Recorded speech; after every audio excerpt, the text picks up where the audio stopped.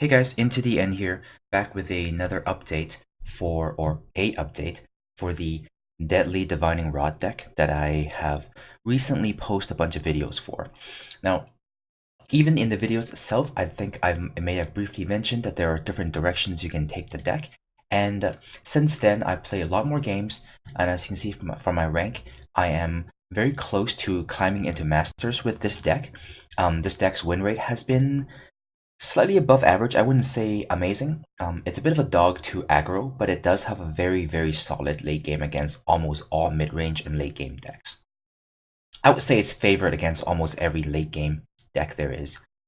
So let's take a look at this new version that I have. Since the last version, I've come to realize that our deck is very poor against super fast, all-in kind of aggressive decks. Stone Scar and specifically Skycrag really destroys us.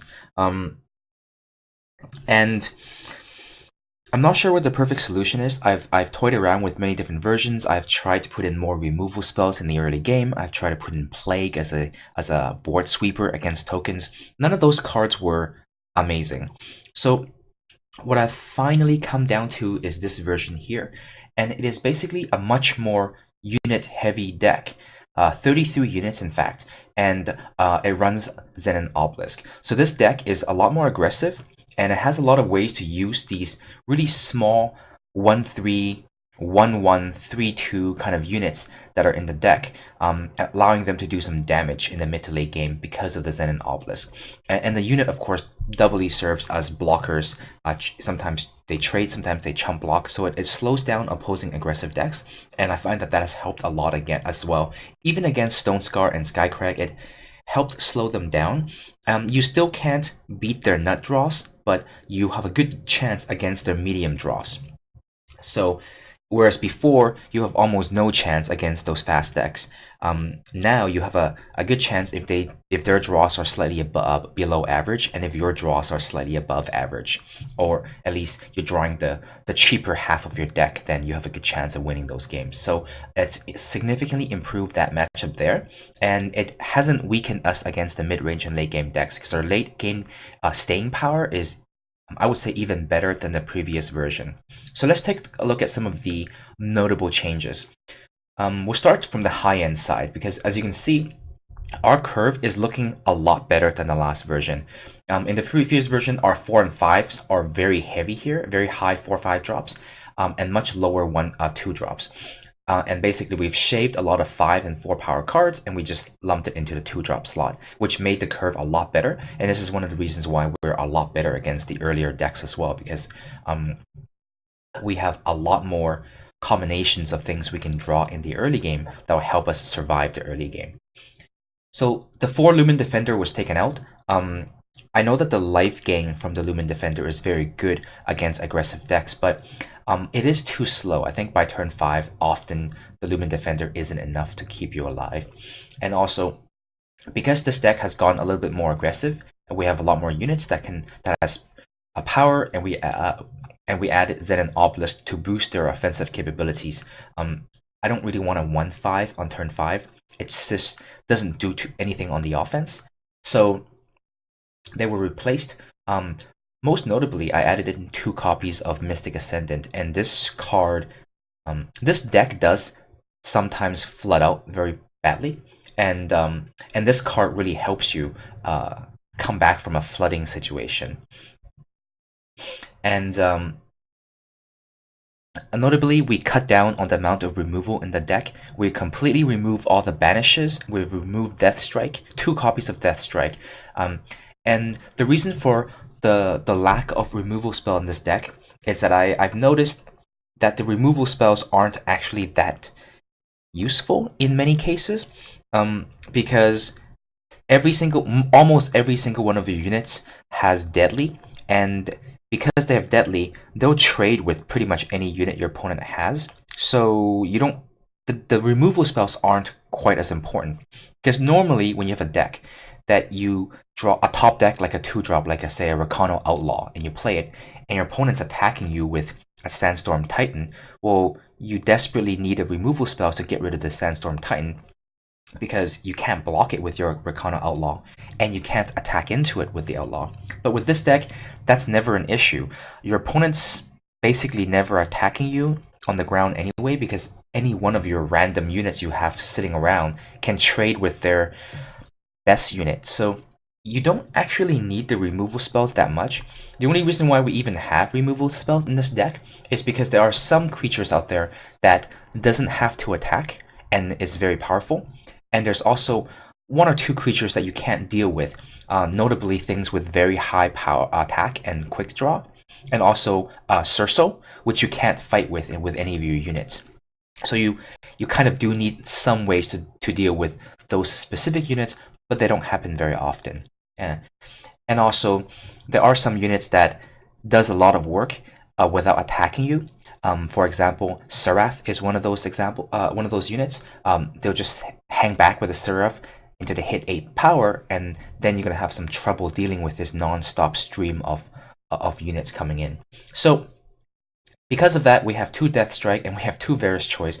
I use Varus Choice over every other removal spell because even though this card doesn't actually kill the unit, removing its special abilities is often good enough because, like I said, all of your units can block their units regardless of the size of the unit. So all you really care about is silencing the unit to get rid of whatever, like for example a Seraph. Once you silence it, it's just a 3/4. Once you silence Cerso, it's only a 6/6, and you can trade that with any unit you have here, and in a lot of cases your units will be bigger than a 6/6 because of the Xenan Obelisk. So you're not worried about his units once it's silenced. That's why the Varus Choice is the, I think, most flexible removal spell compared to Annihilate, Banish, Suffocate. All of those are fine, but they're all conditional, more conditional than Varus Choice anyway. So so another big difference is I've cut down on the number of Cat Burglars and Wasps, and I found room to incorporate 4 Auric Interrogators and 4 Iron. The Iron here is for a little bit of early game life gain, which makes up for the loss of the Lumen Defenders. This will give you some life sustainability against aggressive decks, some early game interaction, and also gives you something to do when you flood out in the late game, which between the Mystic Ascendant, the Varus, and the Iron gives you a lot of late game punch to grind out opposing late game decks. Auric Interrogator is a natural inclusion when you want to play with an aggressive deck. It's a 3 power cost for 4/3, which is pretty high damage.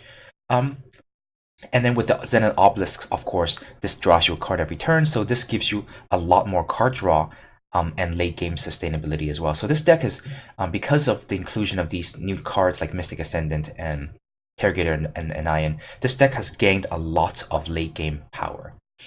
And then for my additional power sources, instead of using Amber Acolytes and Seek Powers and Initiates of the Sand, I've chosen to use Power Stone because, for a lot of reasons. One, the Power Stone ramps, so it's much better than the Amber Acolyte and the Seek Power. They don't ramp you. If you can go from turn 2 power to 4 power in this deck, it is quite good because you have some good power cards in turn 4. 4 power, and the faster you get to 6 power or 8 power, the better you'll be. So being able to ramp is pretty powerful. And finally, we chose this over Initiates of the Sands because I find that using Initiates as a power source is really dangerous because your opponent will most likely kill it. And if you're relying on it as one of your power sources in the deck, you could actually get power screwed a lot because it dies. So that's a big risk there. So, and that's pretty much it. So this is the new version of the deck. This deck is still very powerful. Like I said, not the best against early aggressive decks. In fact, it's an auto. You pretty much just concede the matchups where they draw the nuts. But then again, there's really no deck out there that can beat Stone Scar and Skycrag if they draw the nut draw. So I think that's just kind of a concession you have to make, unless you really put in a ton of hate against early game decks, in which case your deck will become pretty bad against everything else, right? So I think It's fine. The early game is not the greatest, but I think you have a chance if once, like I said, if they drop below their average and you draw slightly above your average. Very strong against every kind of mid game deck and super strong against late game decks because between all these card draw and all this recursion, you can grind out even Chalice in the late game. So here it is. Like I said, we've been doing a lot of games with this deck, and this is the final version that I think I'm gonna stick with. I'm not gonna do any more tweaks. I have actually played, I think, 4 or 5 different versions of this deck over the last week, and we've climbed to pretty close to Masters. So we'll do maybe 2 or 3 games with this deck to showcase this new version and see if we can't climb into Masters with this version. As always, thank you very much for watching. If you have any suggestions or inputs as to how else I can take the deck, in what other directions I can take the deck, please leave it in the comment below. Let's jump into some games.